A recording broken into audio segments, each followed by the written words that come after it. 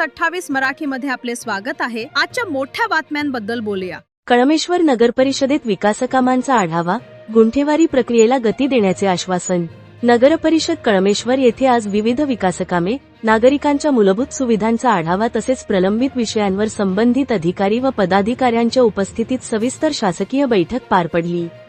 बैठकीत शहरातील विकासकामे गुणवत्तापूर्ण व निर्धारित वेळेत पूर्ण करण्याबाबत संबंधित अधिकाऱ्यांना आवश्यक सूचना देण्यात आल्या।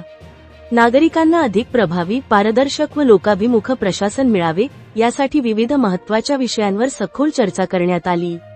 यावेळी कळमेश्वर शहराच्या नगरविकासासाठी गुंठेवारी प्रक्रियेला प्राधान्य देण्याची गरज असल्याचे नगरपरिषद उपाध्यक्ष धनराज देवके यांनी अधोरेखित केले।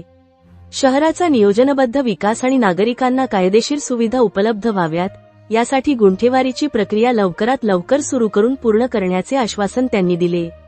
या बैठकीला विधान परिषद आमदार राजीवजी पोद्दार, सावनेर विधानसभा आमदार आशिषजी देशमुख, कळमेश्वर नगराध्यक्ष अविनाशजी माकोडे, नगरपरिषद उपाध्यक्ष धनराज देवके, मुख्याधिकारी आकाश शिरुडकर, सर्व नगरसेवक, नगरपरिषदेचे अधिकारी तसेच शहरातील नागरिक मोठ्या संख्येने उपस्थित होते। प्रतिनिधी मंगेश गम्याची रिपोर्ट।